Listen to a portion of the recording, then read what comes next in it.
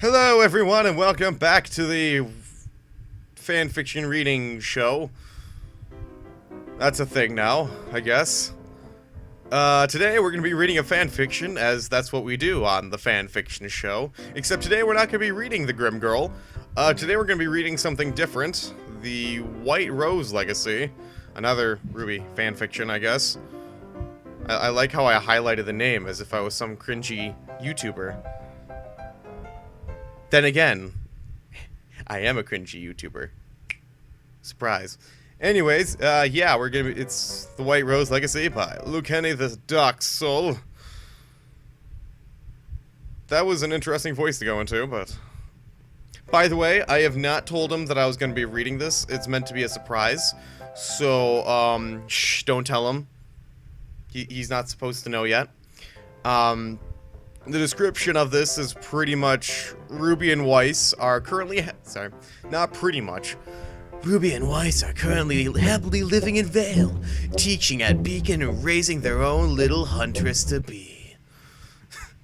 The second I read that, I was like, oh, so this is what it's gonna be about.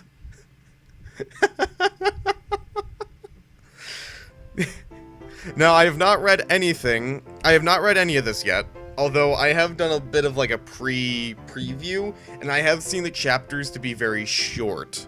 So, yeah, I'm just gonna go from here and just gonna start reading. Let's see if I can actually remember the voices I would do for all the characters. Oh, okay, that's actually a lot longer than I originally remembered. Okay. I need a new narrator voice for this. Do I just do the Batman voice again? Fuck it, that's just like... You know what? Fuck it, the Batman voice is just like... Fine, I'll do the Batman voice. Ruby woke up and checked the time carefully on her... Wait, what? Oh, okay, so it's not to wake up Weiss. Okay, or her 4-year-old daughter. 4:30 a.m. She really should get some rest. Teaching at Beacon is stressful. But it's easier to think at times like these. Wait, it's easier to think... Oh, okay. I guess that's a thing. Yes, it's easier to think while you're extremely tired. I don't know, I'm not RWBY. She slid her fingers over those of her sleeping white-haired wife and locked them together. Ooh. Sexual. Of all things to say, sexual. God damn it. She thought back to when she and Weiss got together 10 years ago. Ruby was 16. She had led Ice Queen out into a clearing of the Emerald Forest. Quick little post comment. I personally would have said she had led the Ice Queen instead of she had led Ice Queen. In my personal opinion, it just sounds better. I get why you have Ice Queen there, because that's her nickname, but I don't know, I just feel it rolls off the tongue better. That's my personal opinion. If you don't like it, then, you know, you don't have to use it, but, you know. Even using the Ursai to avoid the huntresses. Wait, what? What do you mean by the Ursai avoiding the huntresses? Even the Ursai avoiding the... What? Is the Ursai avoiding them, or... No offense to Luke Henny the Dark Soul, that little part right here, serves like no purpose. Unless there's a definite purpose to the story that serves like, again, that just serves like no purpose to the plot at all. Wait, crap. Yeah, that was the voice. Wait, shit, I need to go back and... I need to go back and listen to the voice RJ gave Weiss.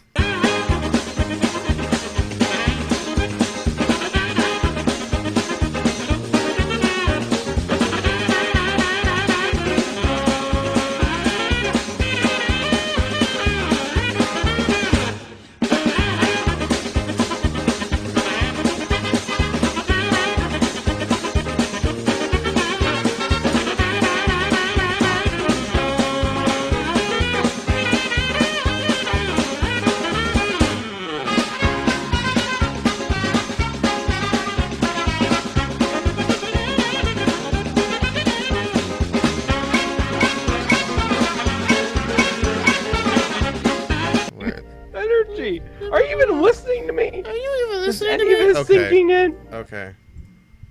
Are you even listening? Well, Weiss demanded, what did you bring me out for? She was cut off when Ruby kissed her and bolted away. Well, okay. Really? She just straight up bolted away with her goddamn... That's just like... no chill. That's just like a pussy-ass move right there. Weiss would know where to find her. Ruby had slipped her a note, which read, I know this is better said than written, but I would have to come to my senses before the words left my mouth. I love you, Weiss. That's definitely words I never thought I would ever say today. Always and truly, I think you know where to find me. If you care about me the way I do for you, come find me. If not, don't bother. I understand. Ruby Rose. Ruby had went to her mother's grave. She had slipped off her eye patch. Blazoned with a rose. Emblazoned? That's a thing. Wait.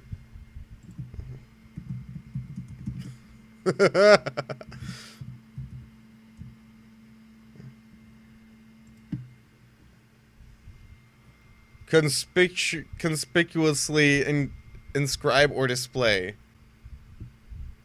Huh. Okay. GG, well played. Okay. And sat down to talk to Summer Rose. Much to her surprise and delight, Weiss had shown up. Of course I do, you dolt, she said. I almost did a high-pitched Batman voice. She said in a scolding voice, then softly added, You just couldn't see it. They had embraced. Of course, because fucking Weiss is a goddamn tsundere, I guess. Why am I thinking of these things? I don't know, I'm weird. They had embraced, and were still embracing when the sun set. So, in the original recording, I had ranted on about this last sentence for about a good minute or two, and it made absolutely no sense. So I'm going to try to make it sound a little less confusing.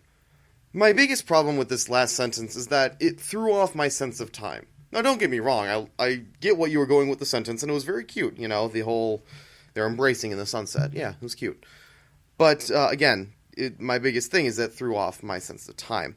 Now, the reason it threw off my sense of time I'll get into later, but first I want to explain some things. So, this entire paragraph, this flashback, it takes place in two different locations. The first of which is a clearing in Emerald Forest, which is in the backyard of Beacon. And the second is at the grave of Summer Rose, which is on the island of Patch. The beginning of the scene, which was in the forest clearing, had no time indicators, so I just assumed the time was around midday. Now, there wasn't much along the lines of transitions between these parts, which caused my brain to raise some questions, which were, how long and when did Ruby arrive at the grave? How long and when did Weiss arrive at the grave? And how long were Ruby and Weiss embracing? The lack of a transition caused my brain to think there was no passage of time, meaning I thought the parts happened immediately after each other, which is why I was confused when I saw that Weiss and Ruby were embracing until after the sun had set. Moral of the story is that an author shouldn't assume that the reader will be making the same assumptions as they are. Always, and I mean always, provide context. Now, before I finish this post comment, I would like to mention how I would write the scene. Now, if you don't agree with what I say, then by all means you are completely entitled to your own opinion. But if you do agree with what I say, feel free to implement it into your story however you feel fit. So first off, I'm not going to touch the first half of the scene because I actually really like the note confession because it seems very in character to what Ruby would do. What I would change, however, is the part of the grave. I like to imagine Ruby used her speed semblance to travel the distance between Beacon and Patch and arrived at the grave site hours in front of Weiss. Because of this, Ruby spends a long time at the grave, anxiously waiting to see if Weiss will come. Hours pass, the sky had gone from blue to orange, and Ruby was just about to give up on Weiss. And as she gets up to start heading home, Ruby sees Weiss coming out of the forest. The scene would then play out as normal. Beside her, Weiss yawned, interrupting her. Okay, that's back in the present. Oh, I was like, wait, Weiss yawned during their embrace? I was like, what? It sounds like a dick move to me. Just like, oh, yawn. I'm just gonna yawn in the middle of a hug. Yeah. The thing is, I can imagine Weiss doing that. Weiss sat up in bed, moving her eyes across her wife's face. Oh, so gay marriage is allowed in Vale.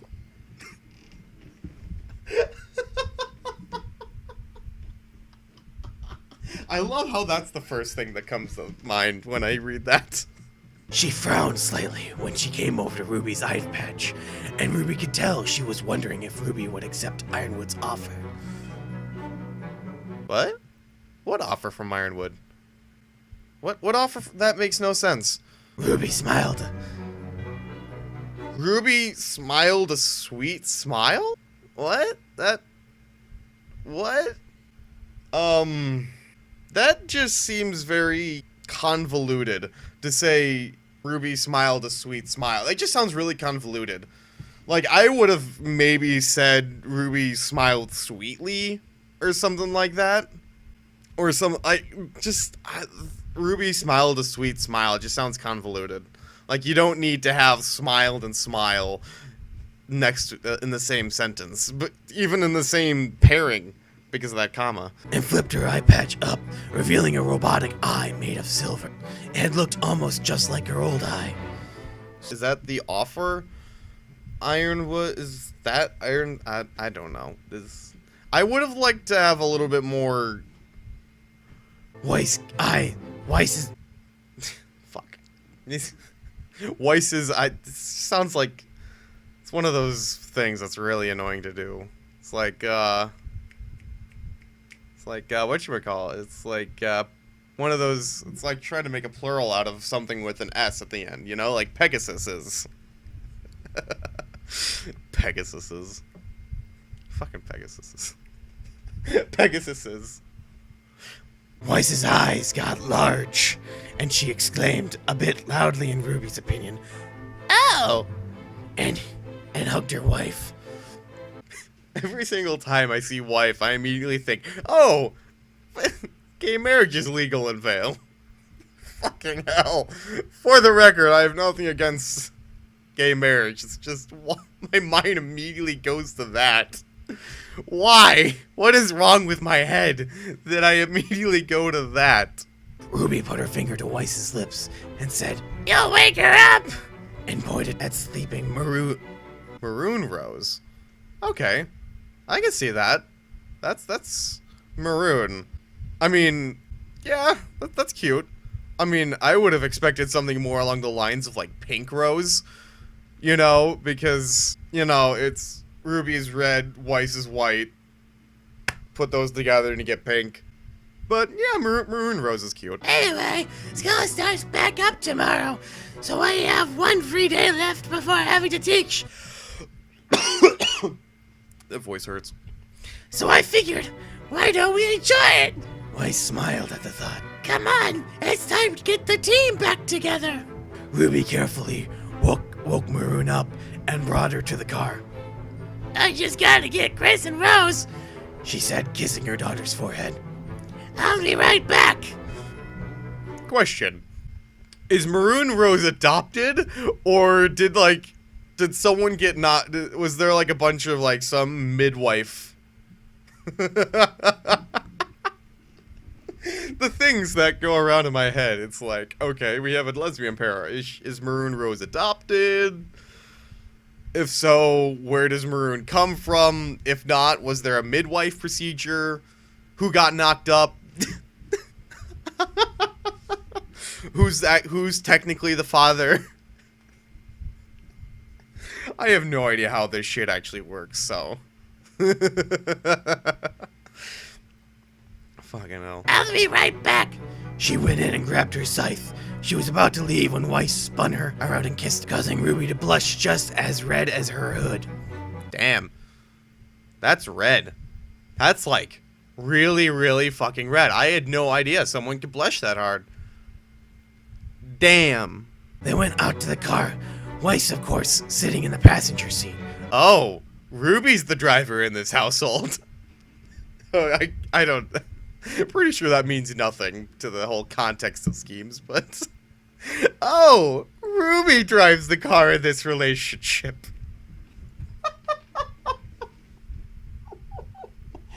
The things that come to my head. So weird. Ruby started towards the Belladonna household. Today was gonna be fun. Just wait until Yang sees her eye. You know, I had a feeling that Bumblebee was also gonna be a thing in this fanfiction. I just wasn't sure. Wait! We forgot Zwei! Ruby said. Zwei barked. Weiss smiled in the seat next to Ruby. Wait, you forgot Zwei, you dolt. Ruby smiled. Wait, what? So, Zwei is in there. I mean, I may be reading too much into this. I'm assuming the context of you forgot Zwei, you dolt is meant to be, like, you forgot to take Zwei out of the car? I don't know. I'm just thinking weird things. Either way, that's the end of the chapter. I am very happy that was short compared to, you know, a certain someone having extremely long chapters. Kirsten, sorry. sorry. I apologize for coughing so much. But, anyways, yeah, so that was White Rose Legacy. Anyways, don't forget to like, rate, comment, subscribe. Tell your friends, tell their friends, and all that jazz. Let's see. Go follow Luke and E the Dark Soul on Quotev. Yeah, that's pretty much all I really got to say. Follow me on Twitter, Gemboss Jr. YT, all one word. Yeah, if you want to read more of this, definitely go and continue. Wait, what the fuck is this? What is with no? You know what? I'm not gonna do it. I'm not gonna do it. I already did that with one episode. Okay. That's pretty much all I gotta say. So I'll see you guys on the next video, whatever that may be.